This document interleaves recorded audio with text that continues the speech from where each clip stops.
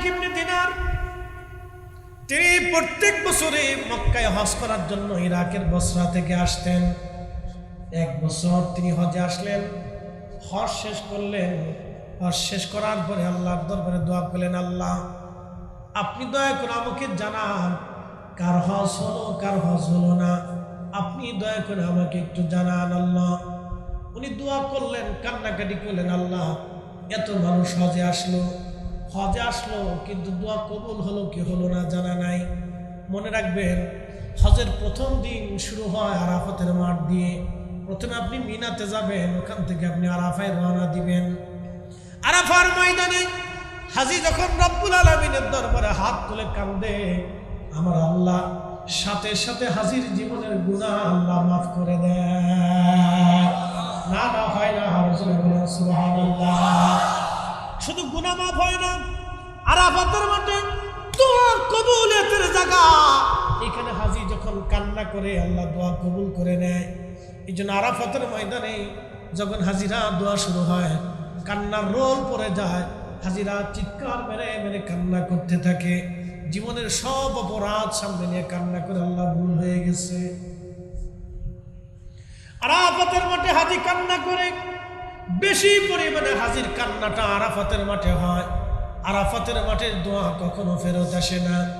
হযরত মালিক ইবনে দিনার দোয়া করলেন, রব লক্ষ লক্ষ হাজী তো হজ করলো, কিন্তু কার হজ কবুল হলো আজকে তো জানা নাই। আল্লাহ আপনি দয়া করে বলে দেন কার হজ কবুল হলো, কার হজ কবুল হলো না, আল্লাহ বলে দেন।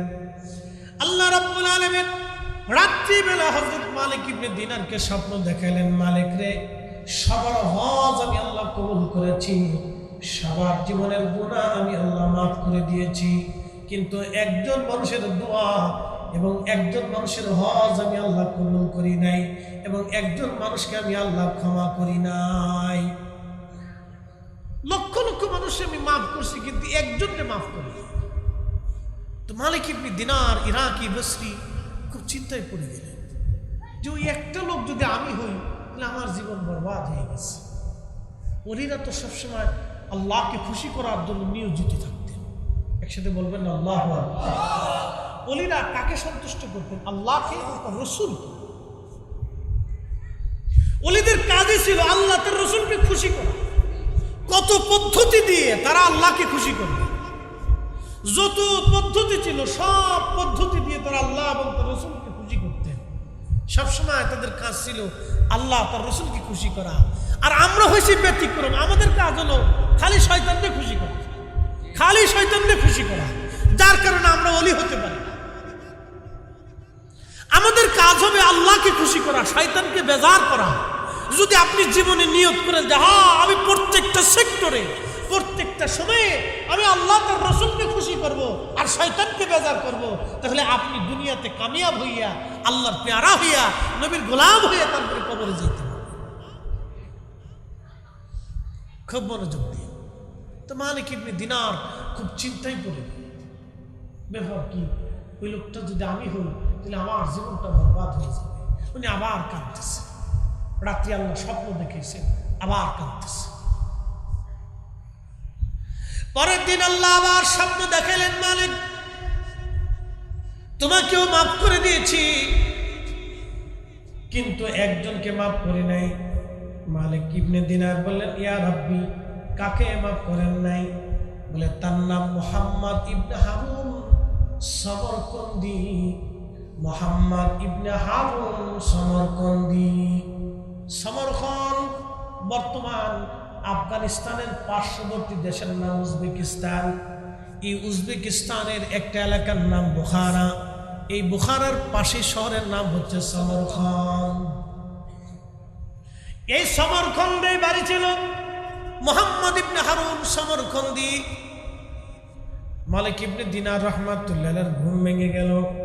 তাহাজ্জুদ পড়লেন, ফজরের নামাজ পড়ে হেরেম শরীফের আহলুল মক্কা যারা ছিলেন, মক্কার বাসিন্দা, তাদেরকে ডেকে বলেন, হে বাসিন্দারা, মুহাম্মদ ইবনে হারুন সমরকন্দি নামক কাউকে কি তোমরা চিনো? লোকেরা বলল, হ্যাঁ হুজুর আমরা তার চিনি, সে মস্ত বড় বুজুর্গ, আমল করনেওয়ালা। আজকে 40 বছর ধরে সে মাকামে ইব্রাহিমের সারা রাত্র ভরে ভরে আল্লাহর ইবাদতে কাটায়। অ্যাটেনশন, আমার দিকে তাকাবেন, কি ইম্পর্টেন্ট কথা। 40 বছর ধরে সে মাকামে ইব্রাহিমে সারা রাত্র ভরে ইবাদতে কাটায়। আমি আপনি যদি একটা বারের জন্য হেরেমে যাই, হেরেমে যাওয়ার পরে অনুভূতিটা একেবারেই পরিবর্তন হয়ে যায়, চেঞ্জ হয়ে যায়। তাওয়াফের সময় কত কোয়ালিটির নারী আপনার সাথে তাওয়াফ করে, আফ্রিকা, ইউরোপ, এশিয়া, আমেরিকা, 7 মহাদেশের মানুষ, 7 মহাদেশের মুসলমান নারী পুরুষ একসাথে তাওয়াফ চলতেছে, কিন্তু কেউ কারো দিকে ভুরুক্ষেপ করে না। একসাথে বলবেন না আল্লাহু আকবার। 7 মহাদেশের মানুষ একসাথে তাওয়াফ করতেছে, সাই করতেছে, কিন্তু কেউ কারো দিকে তাকানোর সুযোগ নেই। ওই অনুভূতি ওই সময় আসে হেরেম শরীফে মাকাম ইব্রাহিম কাবা ঘর ধরে যখন কান্নাকাটি করে, কি পুরুষ কি মহিলা, পাশে মহিলা খোদার ঘর ধরে কাঁদতেছে, পাশে যুবক খোদার ঘর ধরে কাঁদতেছে, কিন্তু নারীর দিকে তাকানোর কোনো অনুভূতি নেই।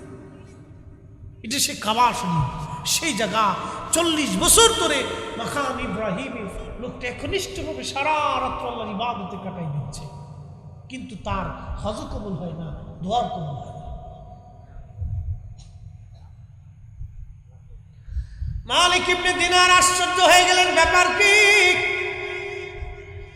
এত বড় বুজুর্গ 40 বছর ধরে মাকাম ইব্রাহিমে নামাজ ইবাদতে কাটায়, কিন্তু 40 বছর ধরে তার ইবাদত কবুল হয় না, রোজা কবুল হয় না, হজ কবুল হয় না, তার দোয়া কবুল হয় না। কারণ কি? চিন্তায় বলল, ও লোকেরা, সে কোথায় আছে তোমরা কি জানো? বলে, হুজুর, রাত্রিবেলা সে মাকাম ইব্রাহিমে নামাজ পড়ে, কিন্তু দিনের ভাগে মক্কার বিরান ভূমি একটা এলাকা ছিল যেখানে জনমানবহীন শূন্য বিরান ভূমি বলা হতো। ওইখানে একটা গাছ ছিল, ওই গাছের নিচে সে সারাদিন আল্লাহর ইবাদতে কাটায়, আর রাত্রিবেলা মাকাম ইব্রাহিমে কাটায় দেয়। বলতেছে, হে লোকেরা, ওইখানে গেলে কি মুহাম্মদ ইবনে হারুন সমরকন্দিরে আমি পাবো? বলে, হ্যাঁ, ওইখানে গেলে আপনি অবশ্যই পাবেন। হাজরাতে মালিক ইবনে দিনার আল ইরাকি বসরি রাহমাতুল্লাহি আলাইহি তিনি চলে গেলেন সেই বিরান ভূমিতে।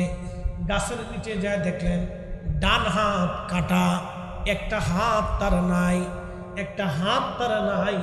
আল্লাহর বান্দা গাছের নিচে দাঁড়ায়া দাঁড়ায়া নামাজ পড়তেছে। হযরতে মালিক ইবনে দিনার আল ইরাকি বসরি রাহমাতুল্লাহি আলাইহি তিনি আস্তে করে সালাম দিয়ে তার পাশে বসে গেলেন। সে নামাজ শেষ করলো। নামাজ শেষ করার পরে সালামের জবাব দিয়ে বলল, হে আল্লাহর বান্দা, আপনার পরিচয় কি? কি জন্য আপনি আমার এখানে আসছেন? আমার এখানে তো সমস্যা কোনো ব্যক্তি আসে না, কারণ কি? কি প্রয়োজন আপনার বলেন? তখন হযরতে মালিক ইবনে দিনার বললেন, হে আল্লাহর বান্দা, আপনার নাম কি মুহাম্মদ ইবনে হারুন সমরকন্দি? বলে, হ্যাঁ, আমার নাম মুহাম্মদ ইবনে হারুন সমরকন্দি। বলে, হুজুর, আপনার পরিচয় কি? আপনাকে তো চিনলাম না। বলে, আমার নাম মালিক ইবনে দিনার আল ইরাকি আল বসরি। তখন সমরকন্দি বলতেছে, হ্যাঁ হুজুর, আপনাকে চিনছি, আপনি ইরাকের জাহিদ এবং আবিদ, আপনি মস্ত বড় আল্লাহর ওলি, আপনি মস্ত বড় আল্লাহর বন্ধু। মালিক ইবনে দিনার বললেন, না, আমি আর কি আল্লাহর ওলি হলাম? আমি তো আল্লাহর ওলি হতে পারি নাই, আল্লাহর পেয়ারা হতে পারি নাই। আল্লাহর ওলি তো ছিলেন ওমর ইবনে আব্দুল আজিজ রাদিয়াল্লাহু আনহু, যাকে মুসলমানের দ্বিতীয় ওমর বলা হয়, ইসলামের প্রথম মুজাদ্দিদ যাকে বলা হয়। তিনি বাদশাহী পাওয়ার পরেও বাদশাহী নেন নাই, বাদশাহী পাওয়ার পরেও তিনি বাদশাহী করেন নাই। প্রশ্ন রাখতে পারেন মুফতি ফরিদি, ওমর ইবনে আব্দুল আজিজ বাদশাহী পাওয়ার পরেও বাদশাহী করেন নাই? হ্যাঁ, উনি 2 বছর খেলাফতের আসনে ছিলেন, মুসলিম মিল্লাতের খলিফা ছিলেন। শুনেন ওনার জীবনের আমানতদারিতা। ওনার একটা ছোট্ট বাচ্চাকে নিয়ে, স্ত্রী ফাতেমাকে নিয়ে উনি বাইতুল মালে গেলেন। বাইতুল মাল তো চিনছেন, রাষ্ট্রীয় কোষাগার, রাষ্ট্রীয় ধনাগার। ধরেন বাংলাদেশ ব্যাংক, বাংলাদেশ এটাও চুরি করছে, পুরে চুরি চুরি। আর সর্বনাশ। আল্লাহ রাসূল বললেন, ও আমার উম্মত, তোমরা শুনে রাখো, কিয়ামতের আলামতের সুগরা হলো যখন সরকারি কর্মচারী কর্মকর্তারা সরকারি সম্পদকে নিজের মতো ব্যবহার করবে, জনগণের জিনিস জনগণকে না দিয়ে নিজেদের কাজে ব্যবহার করবে, বুঝবা এটা কিয়ামতের আলামত। কিয়ামত ঘনায় গেছে, আর কিয়ামত বেশি দেরি নাই। এখন সেগুলি দেখা যায়, বাস্তবে তার প্রমাণ। কথা বলেন ঠিক কিনা? আমার দিকে তাকান, কষ্ট হচ্ছে? 10 মিনিট আর চলুক ইনশাল্লাহ, না কষ্ট হইতেছে? কেমন 12:30টার আপ, প্রায় 40, 12টা 40, একটা বাজে না এখন। চলুক আর একটু ইনশাল্লাহ, নাকি বলেন? চলবে? তাহলে একসাথে বলে তো আল্লাহু আকবার, নারে তাকবীর, নারে রিসালাত। বসো। স্ত্রীকে নিয়ে বাইতুল মাল গেছে, তো খেজুর আছে, আপেল আছে, কমলা আছে, গম আছে, জব আছে, এরকম অনেক কিছু বাইতুল মালে রাষ্ট্রীয় কোষাগারে জমা হয়ে গেছে। তো না ছোট্ট ছেলেটা দৌড়াইয়া, অ্যাটেনশন আমার দিকে দেখেন, ছোট্ট ছেলেটা দৌড়াইয়া বাইতুল মালের একটা আপেল ধরে মুখের মধ্যে দিয়ে দিচ্ছে। বাচ্চা নিয়ে মুখের মধ্যে দিয়ে কামড় দিয়ে খাওয়া শুরু করছে। হযরত মালিক ইবনে হযরত ওমর ইবনে আব্দুল আজিজ রাদিয়াল্লাহু আনহু তিনি আস্তে করে যে বাচ্চার হাত চেপে ধরলেন। বাচ্চার হাত চেপে ধরার পরে হাত থেকে আপেলটা ছিনিয়ে নিলেন। বাচ্চার মুখটা চেপে ধরে আঙ্গুল ঢুকাই দিয়া মুখের ভিতর থেকে বাকি আপেলের টুকরা বের করে নিয়ে আসলেন। বাচ্চাটা কান্না শুরু করলো। স্ত্রী ফাতেমা দৌড়ে এসে বাচ্চাকে কোলে নিলেন। স্বামীকে বললেন, স্বামী আমার, এতটুকুন বাচ্চাটা বুঝে নাই, একটা আপেলই নাই ও নিয়েছিল, মুখের মধ্যে যেটা দিয়েছিল আপনি খেতে দিলেন না কেন? বের করার কি প্রয়োজন ছিল? সামান্য একটু টুকরা। ওমর ইবনে আব্দুল আজিজ বলেন, বিবি, ওই টুকরাটা ওটা আমার না, এটা জনগণের টুকরা। একসাথে জেনে বলা যাবে আল্লাহু আকবার। না হয় না, এরা মুসলিম, এরা রাসূলের আদর্শবান ছিলেন, এরা রাষ্ট্রপ্রধান ছিলেন। এরকম রাষ্ট্রপ্রধান যখন আমাদের দেশে আসবে, আমাদের দেশের মানুষ নিশ্চিন্তে রাত্রিবেলা দরজা খুলে ঘুমাইতে পারবে। কথা বলেন ঠিক না? কল্পনা করতে পারবে রাষ্ট্রপ্রধান করে বলতেছি, স্ত্রী আমার এই ছোট্ট বাচ্চাটা মুখের ভিতরে যে আপেলের টুকরে দিছে, এটা আমার না, এটা রাষ্ট্রের। আমার বাচ্চা আজকে কষ্ট পেয়েছে, পাক, আমার বাচ্চা কষ্ট পেয়েছে, আমার কষ্ট লেগেছে, কিন্তু কিয়ামতের ময়দানে এই ছোট্ট আপেলের টুকরার জন্য আমি আল্লাহর আদালতে, রাষ্ট্রীয় মামলার ভিতরে পড়ে আল্লাহর আদালতে দাঁড়িয়ে থাকতে পারবো না। ওই কষ্টটা আমার ভয়ঙ্কর হবে। দুনিয়ার কষ্ট আমার সন্তান ব্যথা পাক, আমি ব্যথা পাই, এটা সহ্য করা যাবে, কিন্তু কিয়ামতের ময়দানে আল্লাহর সামনে এই মুখ নিয়ে দাঁড়াবো, এটা লজ্জা করবে, আসামি হয়ে যাবে সেই দিন। এটা হতেই পারে না। একসাথে বলা যাবে সুবহানাল্লাহ। মুসলিম, মুসলমান, আর আমার দেশের মুসলমান মসজিদের টাকা পর্যন্ত চুরি করে নিয়েছে। আজকে এক মাহফিল কমিটির ফোন দিয়ে বললাম যে ভাইজান, মাহফিল তো অনেক দিন আগে ডেট পিছেন, কিছু পথ খরচা তো দেওয়া লাগে, এটা তো নিয়ম। তা বলতেছে, হুজুর মনে কিছু নিয়েন না, মসজিদে চোরে ঢুকে সব বাক্স টাক্স নিয়ে টাকা চুরি করে নিয়ে গেছে। আমার মসজিদে প্রত্যেক জুমাতে, কোনো জুমাতে 20,000ও আসে, 25,000ও আসে, 30,000ও আসে, প্রত্যেক জুমাতে উঠে কালেকশন, শুধু হ্যান্ড কালেকশন, হাতে যেটা আসে। তো ঢাকাতে তো অনেক টাকা জমছে, মসজিদে কাজ ধরবে, গিরিল কাটছে চোরে, গিরিল কেটে ভিতরে ঢুকে 3টে তালা কেটে তারপরে মসজিদের টাকা দিচ্ছে। আর মুতল্লি সাহেব বলতেছে, হুজুর একটু দোয়া করেন আল্লাহ চোরের যাতে হেদায়েত দেয়। আমি বললাম কিশোরের চোর মতুল ইসলাম যে গিরিল করছে 3 তালা কেটে, তারপর মসজিদের টাকা যে চুরি করছে, আমার দোয়ায় কি আর এই টাকা ফেরত দিবে না? আমরা মুসলমান, চিন্তা করতে পারছেন? আহা, আমাদের কাছে পৃথিবীর সব মানুষ নিরাপদ, কি হিন্দু, কি বৌদ্ধ, কি খ্রিস্টান। ও মায়ের কোলে যেমন ঘুমাবে, মুসলমানের কোলে ওইভাবে ঘুমাইতে হবে। কি কথা কর না? কিন্তু আপনার গ্রামে ওইভাবে নিরাপদ থাকবে যেভাবে আপনার সন্তান আপনার কোলে নিরাপদ থাকবে। মুসলমানের কাছে একজন বিধর্মী ওইরকম নিরাপদ থাকতে হবে যেরকম বাবার কোলে সন্তান নিরাপদ থাকে। এটার নাম ইসলামিত্ব, এটার নাম মুসলমানিত্ব। আল্লাহ নবীটা শিক্ষা দিয়ে গেছে, উম্মাহ তোমরা শিখাও। খাজা বাবা আজমিরি শিখিয়েছে, হযরতে শাহজালাল আমরি মুজাররদি শিখিয়েছে, কুতুবউদ্দিন কাকি শিখিয়েছে, নিজামউদ্দিন আউলিয়া শিখিয়েছে, মুজাদ্দিদ আল ফিসানি শিখিয়েছে, হুজুর গাউসে পাক শিখিয়েছে, বাহাউদ্দিন নকশবন্দ বুখারী শিখিয়েছে, ওলিরা শিখিয়েছে যে সব ধর্মের মানুষ মুসলমানের কাছে নিরাপদ থাকতে হবে। বাবার কোলে সন্তান যেমন নিরাপদ, মার কোলে ছেলেটা মেয়েটা যেমন নিরাপদ, মুসলমানের বাড়িতে, মুসলমানের দেশে, মুসলমানের গ্রামে অন্য ধর্মের মানুষ ওই রকম নিরাপদ থাকতে। প্রিয় মুসলমান আমার, হযরত মালিক ইবনে দিনার খুব চিন্তিত, সালাম দিয়ে বলতেছেন, মুহাম্মদ ইবনে হারুন সমরকন্দি বলে, হ্যাঁ আপনার কাছে আমি আসছি আপনাকে একটা দুঃখের সংবাদ দেওয়ার জন্য। বলতেছে, হুজুর কি দুঃখের সংবাদ বলেন? বলতেছে, আমি আজকে 2 রাত ধরে আল্লাহর দরবারে মোনাজারি করি। এবছর হজ হয়ে গেল, কার হজ হলো কারটা হলো না।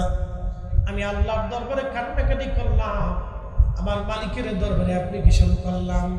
আল্লাহ বললেন সবার হজ কবুল হয়েছে, সবাইকে আল্লাহ মাফ করে দিয়েছে, কিন্তু তুমি মুহাম্মদ ইবনে হারুন সমরকন্দির আল্লাহ মাফ করে নাই। মুহাম্মদ ইবনে হারুন সমরকন্দি বসে বসে কান্না করতেছিলেন। বলতেছে, হুজুর শুধু আজকে না, আজকে 40টা বছর ধরে 40 জন আবদাল, 40 জন ওলি, প্রত্যেক হজ শেষ হয়ে যাওয়ার পরে এই দুঃখের সংবাদটা আমাকে দিয়ে যায়। আজকে 40 বছরে আপনি আসলেন আমাকে দুঃখের সংবাদ দেওয়ার জন্য। 40 বছর ধরে আমি মাকাম ইব্রাহিমের সারা রাত নামাজ পড়ি, 40 বছর ধরে নিষিদ্ধ সময় ব্যতীত আমি রোজা রাখি, 40 বছর ধরে বিরান ভূমিতে আমি ইবাদত করি, 40 দিন পর পর আমি পেট ভরে খাবার খাই, সারা দিন রাতে এক বেলা কোন রকম সোলার বুট খেয়ে আমি কোন রকম দিন চালাই দিই। 40 বছর আমার ক্ষমা হয় নাই, 40 বছর আমার হজ হয় নাই, 40 বছর ধরে আমি ইবাদত করি, কোন ইবাদত কবুল হয় নাই। ওগো আল্লাহর ওলি, 40 বছর ধরে আমাকে 40 জন আল্লাহর ওলি আবদাল এসে আমাকে দুঃখের সংবাদ দিয়ে গেল। 40 বছর ধরে 40 জনের মাথায় আপনি আসলেন, আমি কি করব এখন বলেন? তখন মালিক ইবনে দিনার ইরাকি বললেন, আল্লাহর বান্দা তুমি জীবনে কি ভুল করছিলা, দয়া করে আমাকে বলবানি? বলে, হ্যাঁ হুজুর, একটা ভুল আমার জীবন আমাকে এই পর্যন্ত আনছে। বলে, কি ভুল বলবানি? হুজুর, আমি সমরকন্দের অনেক বড় ধনী ব্যক্তি ছিলাম, অনেক সম্পদের মালিক ছিলাম, 12 জন দাসী বাদী ছিল আমার স্ত্রী ছিল, আমার সংসার ছিল হুজুর, কিন্তু আমি নেশাগ্রস্ত ছিলাম,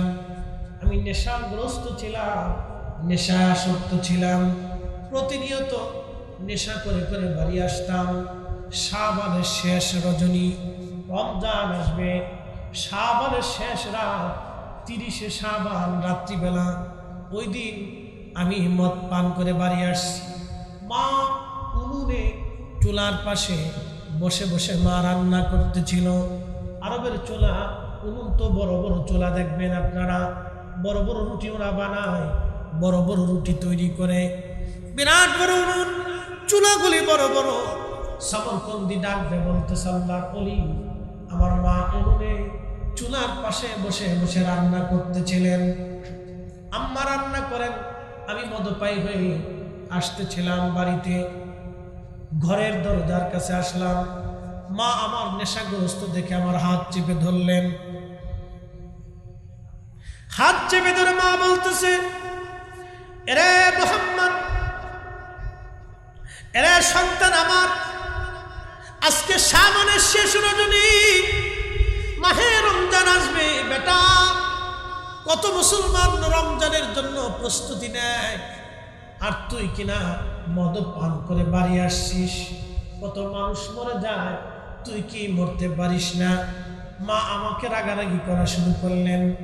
মার কথা শুনে হঠাৎ করে আমি মদ পাইছিলাম, আমি নেশাগ্রহ অবস্থায়, আমি মেজাজ খারাপ হয়ে গেল আমার।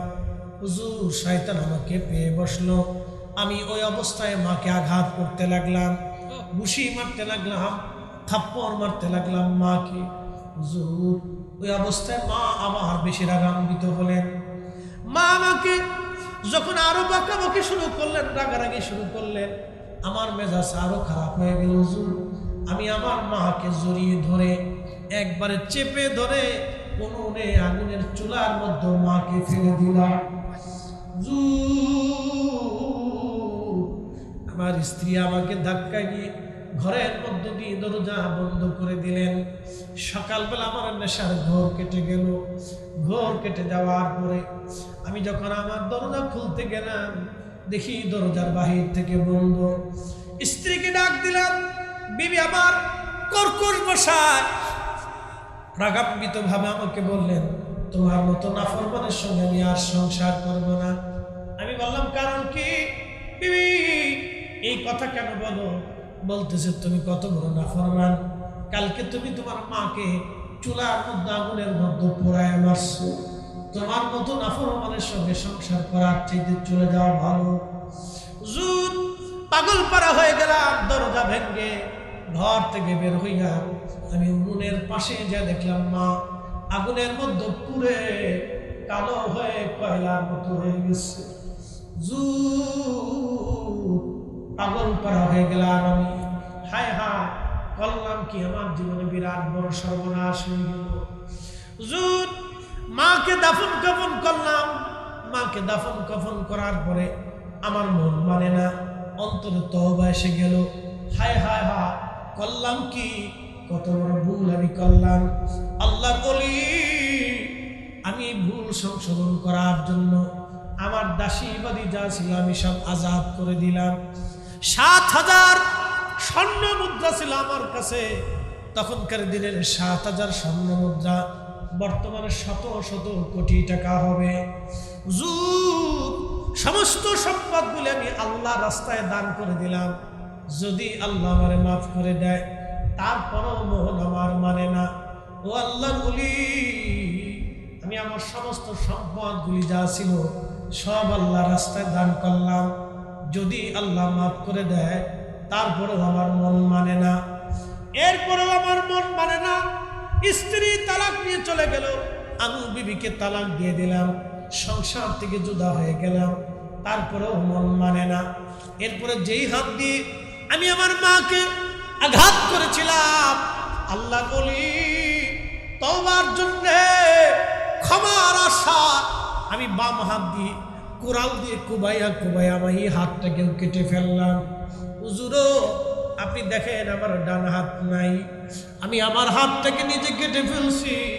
আল্লাহ বলি যদি আল্লাহ মাফ করে দেয়, তারপর আমার মন মানে না। চলে আসছি সুদূর উজবেকিস্তানের সামারকান্দ থেকে মক্কাতুল মুকাররমা আসছে 40 বছর ধরে। মাকামে ইব্রাহিম সারা রাত নামাজ পড়ি, সারা রাত ইবাদত করি, আল্লাহর ঘর ধরে ধরে কান্না করি যদি আল্লাহ মাফ করে দেয়। সারাদিন রোজা রাখি, খোদার ইবাদতে কাটাই। 40 বছরে 40 বার হজ আমি করেছি। ওমরা হজ কতবার করেছি তার হিসাব নাই। যদি আল্লাহ মাফ করে দেয়, আল্লাহর ওলি 40 বছর ধরে 40 জন আব্দাল শাহরের সংবাদ দিয়ে গেল, সবার মাফ, কিন্তু আমার ক্ষমা হয় না। সবার গুনাহ মাফ হয়, আমার গুনাহ ক্ষমা হয় না। সবার হজ হয়, কিন্তু আমার হজ হয় না। আল্লাহ বলি কর্ম কি? তখন মালিক ইবনে দিনার মুখের মধ্যে হাত দিয়ে চোখের পানি ছেড়ে কাঁদে আর বলে, আল্লাহর বান্দারে, দুনিয়া আগুন লাগায় আগুন থেকে পালাইতেছো, করছো কি? এত বড় সর্বনাশ কেউ কি নিজের জন্য করে? তোমার এই অপরাধকে ক্ষমা করবে বলো? কি করে তোমার জন্য কে সুপারিশ করবে বলো? আহা, করছো কি তুমি? তোমার ক্ষমা কি করে হয়? তোমার মাফ কি করে হয়? মালিক ইবনে দিনার এই কথা বলে চলে আসলেন। ঠিক তখনই সমরকন্দি আল্লাহর দরবারে হাত বাড়াইছে। কাকুতি মিনতির সাথে বলে, রব্বুল আলামিন, আল্লাহ, হে অসহায়ের সহায়, হে অনাশ্রয়ের আশ্রয় দানকারী, হে অপরাধীর ক্ষমা করনে বল। আল্লাহ, আমি তোমার বান্দা 40 বছর ধরে আজকে কাঁদতেছি। আল্লাহ, আল্লাহ, আমার অপরাধের জন্য 40 বছর ধরে ক্ষমা চাই। মালিক, তোমার দরজা থেকে তুমি যদি শূন্য ফিরাও, এই সমরকন্দি কোন দরজায় যাবে? আল্লাহ, মাফ যদি না করো, তোমার বান্দা কোথায় যাবে গো আল্লাহ? তুমি ক্ষমা না করলে তোমার বান্দার যাওয়ার জায়গা নাই, আমার দ্বিতীয় জায়গা হাত তোলার জায়গা নাই, ক্ষমা পাওয়ার জায়গা নাই। আল্লাহ, আমি 40 বছর ধরে কান্দি, আপনি দয়া করে আমারে মাফ করে দেন আল্লাহ। এইভাবে সে অন্যয় বিনয় করে কাঁদতেছিল। রাত্রিবেলা মালিক ইবনে দিনার ঘুমিয়েছেন, স্বপ্ন দেখতেছে রাহমাতুল লিল আলামিন আমার পেয়ারা নবীজি মালিক ইবনে দিনারের সঙ্গে স্বপ্নে নবীজি দেখা দিয়েছে। ডাক দিয়ে বলতেছে, মালিক, আল্লাহর বান্দারে ক্ষমা হবে না? কে তোমাকে ক্ষমা থেকে মাহরুম করার অধিকার তোমাকে কে দিয়েছে? এই যে আমাদের দেশে যারা দোয়া মানে না, দোয়া করতে চায় না, দোয়া থেকে মুসলমানদেরকে যারা সরায়, এরা হলো আজাজিল। ওরা বুঝে না, ওরা নিজেরা ধ্বংস হচ্ছে, আরো 10 জন মুসলমানকে ওরা ধ্বংস করে দিতেছে। কথা বলে ঠিক কিনা? বুঝে না, ও নিজে ধ্বংস হচ্ছে, আরো 10 জনকে ধ্বংস করে দিচ্ছে। আল্লাহর নবী এসে ধমক দিলেন, মালিক, তোমাকে কে অধিকার দিয়েছে খোদার ক্ষমা থেকে মুসলমানকে জুদা করা? তুমি কেন বলছো তার ক্ষমা হবে না?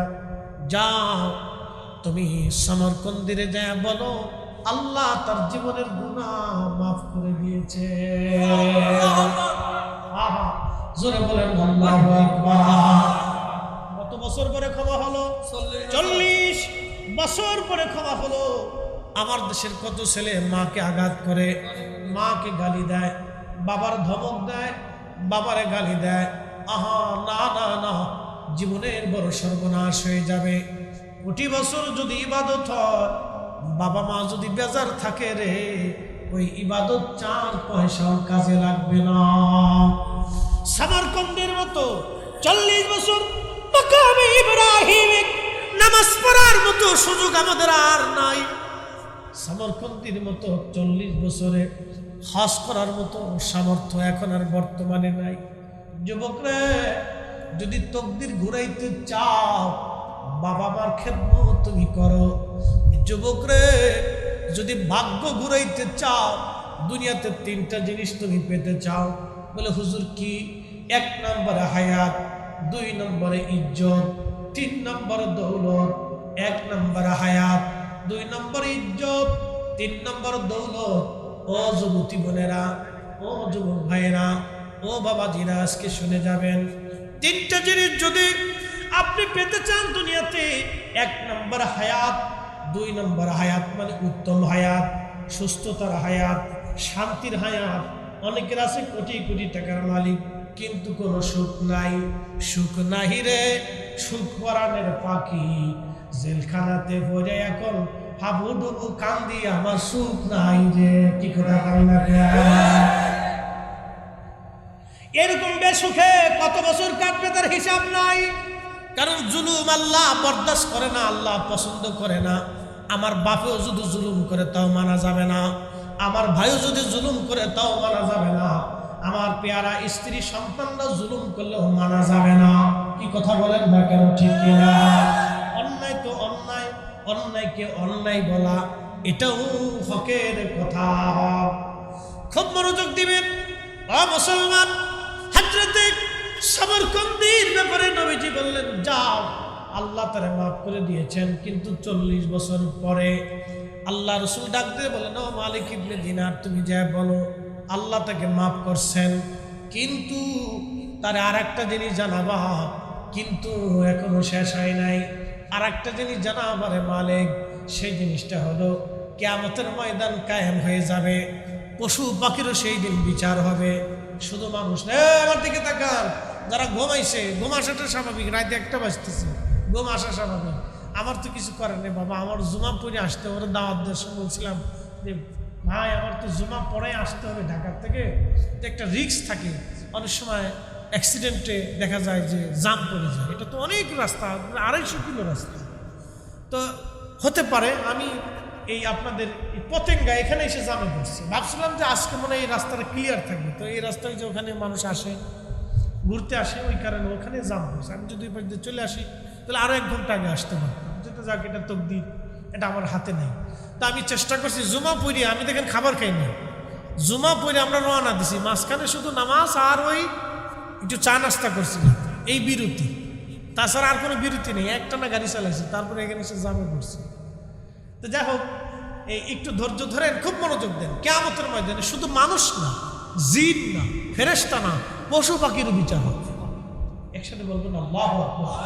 না না, আরো জোরে, আরো জোরে। পশু পাখিরও বিচার হবে। বলে এটা কি? আল্লামা ইমাম জালালউদ্দিন আস-সুয়ুতি রাহিমাহুল্লাহ আল-হাবিলিল ফাতওয়া মাসালিকুল হুনাফা বিওয়ালিদিল মুস্তাফার ভিতরে একটা চ্যাপ্টার পড়ছে, পশু পাখির বিচার হবে। বলে হুজুর পশু পাখির বিচার কি? বলে পশু পাখির বিচার হলো উত্তর পাড়ার গরু দক্ষিণ পাড়ার গরুর বিরুদ্ধে মামলা করবে, আল্লাহ আমার গুতাইছিল, মারছিল। কারণ পশু পাখির তো দুনিয়ার কোনো আদালত নাই, আপনি যদি তারে মারেন তো বিচার দিতে পারে না। চেয়ারম্যান সাহেব উপস্থিত, আজ পর্যন্ত গরু ছাগলের বিচার উনি করতে পারে নাই। কি করছে? করতে পারে নাই। যে গরু আমার মারছে, গরু এসে মামলা করছে, চেয়ারম্যান সাহেব আমার মারছে, আপনি বিচার করে দেন। গরু মামলা করে নাই, ছাগলে মামলা করে নাই, হাতিও মামলা করে না, তো কি করবে ওরা? কিয়ামতের ময়দানে আল্লাহর কাছে মামলা করবে, সেদিন আমি আপনি আসামি হয়ে যাব। অন্যায়ভাবে একটা কুকুরকে লাথি মারছেন, ও মামলা করবে, রব তোমার বান্দা আমার লাথি মারছিল, আল্লাহ বলবো তুই আজ করে কায়দা মতো লাথি মেরে। সেই দিন কুত্তা লাথি মারবে, গরুতে আপনাকে লাথি মারবে, গরুতে আপনার গুতাই দিবে, সেই দিন আল্লাহ ন্যায় বিচার করে দিবে। আল্লাহ ডাক দেয়া বলতেছে, নবীজি বলতেছে, মালিক রে তুমি যা বলো, সেই দিন আল্লাহ পশু পাখির বিচার করবে, আল্লাহর আদালত বসবে। মালিক ইবনে দিনার রে তুমি যাইয়া সমরকন্দিরে বলো, সমরকন্দির মা হবে বাদী, আসামি হবে ছেলে, মা হবে বাদী, আসামি ছেলে, মা বাদী, আসামি ছেলে। আমি আল্লাহ মাফ করছি, কিন্তু কিয়ামতের ময়দানে আদালত বসবে, মা বাদী, ছেলে আজ আসামি। আমি আল্লাহ, আমার আল্লাহ সেই দিন বিচার করবে। ও মালিক ইবনে দিনার, আল্লাহ সেই দিন তার মার পক্ষে রায় দিবে, সমরকন্দির বিরুদ্ধে আল্লাহ রায় দিবে।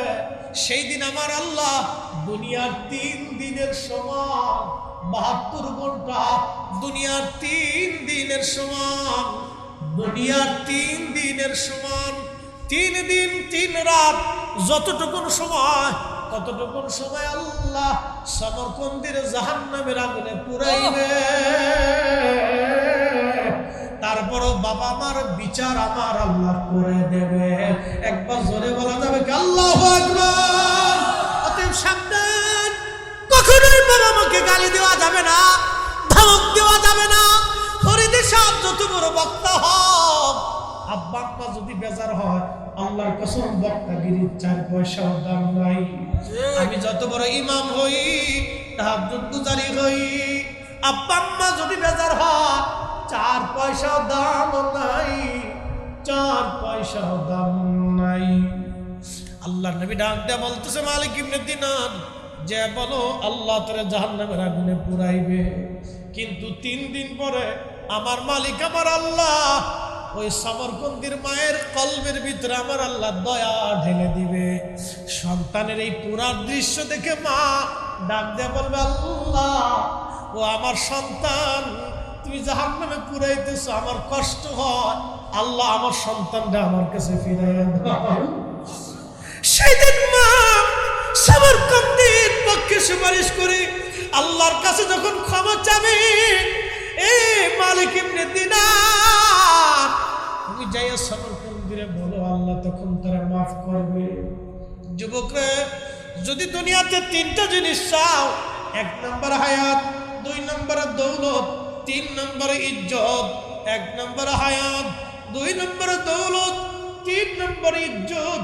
হায়াতটা হবে সম্মানের সাথে, রিজিকের সাথে, ইজ্জতের সাথে, আরামের সাথে। যতদিন বাঁচবেন বাবা মার খেদমত যদি করেন, ইজ্জতের সাথে বাঁচবেন, আরামের সাথে বাঁচবেন। হায়াত যতদিন থাকবে সুন্দর হায়াত হবে আপনার, সম্মানের সাথে, সুন্দর রুজির মাধ্যমে সেইভাবে আপনি বেঁচে যাবেন। যদি বাবা মার খেদমত আপনি করেন, আল্লাহ তৌফিক দান করুন। আওয়াজ করে বলেন আমিন। এসেছেন যত নবী সকলের ইমাম, সালাম নবী তোমায় হাজার সালাম। ইয়া